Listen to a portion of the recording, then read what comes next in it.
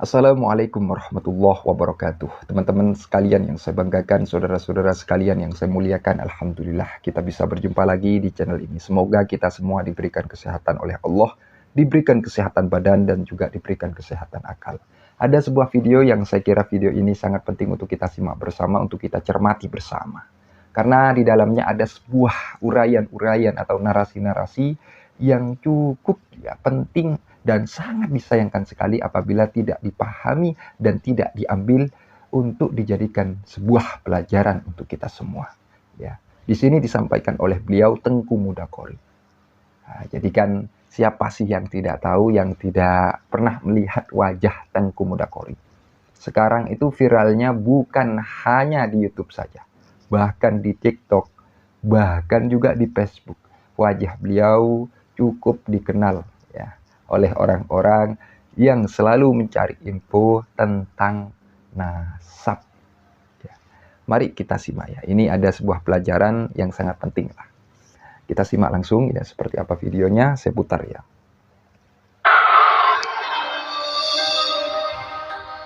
Ini tentunya kita punya tanggung jawab untuk meredam walaupun itu mungkin gejolak yang mungkin sulit untuk diredam, tapi dengan paling tidak kita berusaha dengan nasihat panjenengan untuk para netizen, untuk para muhibin kedua belah pihak.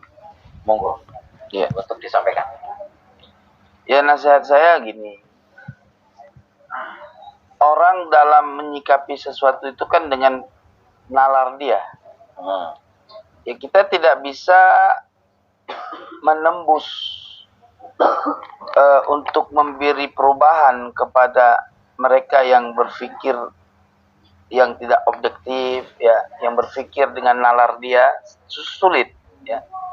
Tapi yang kalau perlu kita pahamkan, sebenarnya tugas kita seorang penonton dalam satu kajian, ya kita harus memahami betul dengan sifat yang adil, bukan dengan sifat fanatisme kepada guru. Ini yang terjadi sebetulnya. Karena fanatisme itu adalah satu ideologi sekarang. Ya. Orang kalau udah percaya fanatik kepada guru anu, ya kan? Ya, kalau kasarnya berak berdiri aja dia anggap benar. Paham ya? Kencing berlari pun dianggap wali. Gitu. Sudah tidak. Jadi gini, kebutaan orang yang fanatik buta itu memang disebut dalam bahasa Arab itu ta'assub. Itu Nabi sangat melarang ta'assub. Ya. Jadi ta'assub itu dapat menghilangkan kesadaran iman yang hakiki pada diri seorang hamba. Sehingga dengan ta'assub orang berani mengatakan laknat, dajjal, kafir kau. Nah, kan? Padahal ungkapan-ungkapan itu dapat menjerumuskan orang yang mengucapkan itu adalah kafir pada dirinya sendiri. Bisa menjerumuskan dia ke jurang kekafiran itu sendiri, iya, karena ucapannya. Gitu. Terus bagaimana? Monggo lanjutkan. Ya, kita harus hati-hati dengan ucapan kita. Makanya seharusnya dalam setiap apapun yang terjadi dalam diskusi menonton apa gitu kan, menanggapi siapapun, ada orang misalkan ditangkap berzina, ya kan, subjektif kita memandangin dia pembuat maksiat, ya, wanita fajirah, ya. Tetapi kita tidak mengetahui apa yang membuat dia menjadi demikian. Maka seharusnya ketika kita melihat orang-orang seperti itu, walaupun kita nggak suka dengan perbuatan itu, ya, setidaknya kita doakan, ya Allah, wanita dari umat kekasihmu Nabi Muhammad ini sudah terjerumus ke dalam limbah kemaksiatan, ya Allah. Berikanlah hidayah kepadanya, ya Allah. Kita doakan seperti itu. Ya. Jangan malah kita menghardiknya. Karena ketika kita menghardik seseorang yang harusnya dia dapat hidayah untuk bertobat, boleh jadi dia kita nggak menjadi asbab hidayah baginya. Gitu. Nah, makanya kalau orang yang punya sifat bijaksana, dia akan berpikir dengan pemikiran yang husnudzon. Iya. Gitu.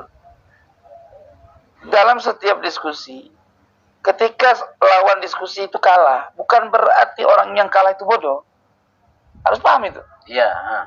Baik. Kekalahan dalam diskusi itu adalah kebenaran bagi orang itu bahwa dia adalah orang yang taslim.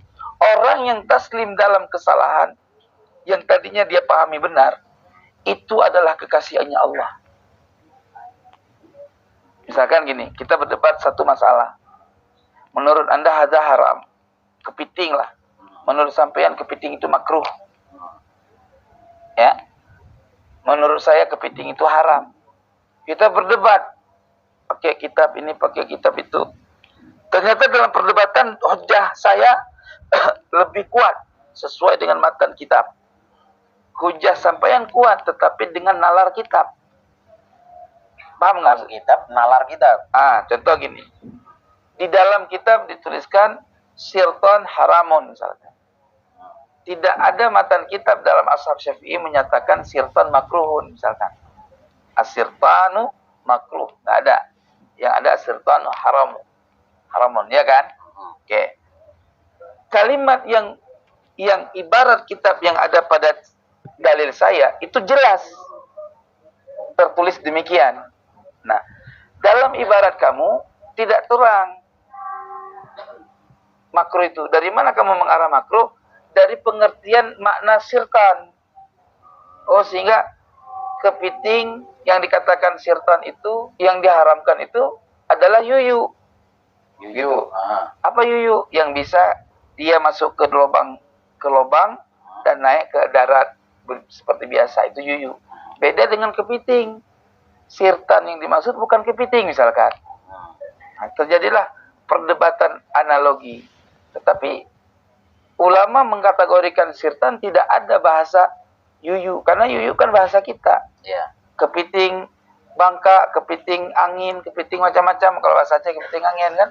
Nah, itu terjadilah perselisihan. Nah, mana yang kuat ketika dalam hujah kamu kalah atau sebaliknya saya kalah? Oh ya udah saya taslim. Ya kan? Membenarkan perkara. Itu ilmu, bukan kekalahan dalam diskusi. Kalah dalam diskusi tidak mencirikan orang itu bodoh. Justru orang yang cerdas adalah orang yang menerima kekalahan dalam satu diskusi. Kenapa? Karena kebenaran itu adalah milik Allah. Jadi kalau dia mempertahankan kesalahan untuk terus dianggap benar, sehingga dia menolak kebenaran orang lain, itulah adalah orang yang bodoh yang mempunyai jiwa iblis. Gitu loh. Karena bukan Allah pada dirinya, tetapi dirinya supaya dianggap ulama hebat dan punya kemampuan yang mengalahkan orang lain.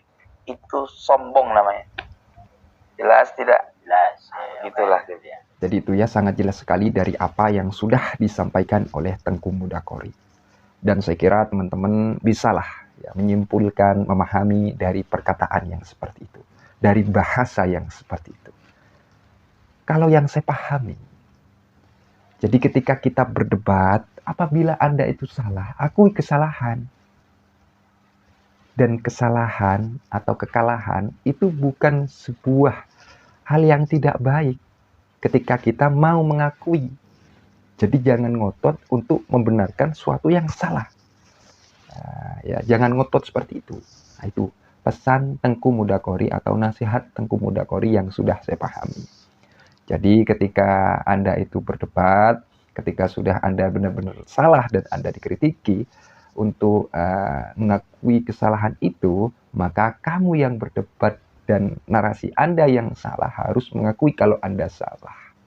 Jadi kan sebenarnya ketika kita kembalikan ke depan, segala diskusi itu bukan mau mencari pembenaran, akan tetapi mau mencari kebenaran.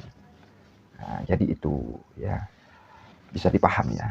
Mungkin itu saja apabila ada kekeliruan, kesalahpahaman dari apa yang sudah saya pahami, dari apa yang sudah saya narasikan, saya mohon maaf sebesar-besarnya. Itu ya. Akhirul qaul ihdinas siratal mustaqim. Assalamualaikum warahmatullahi wabarakatuh.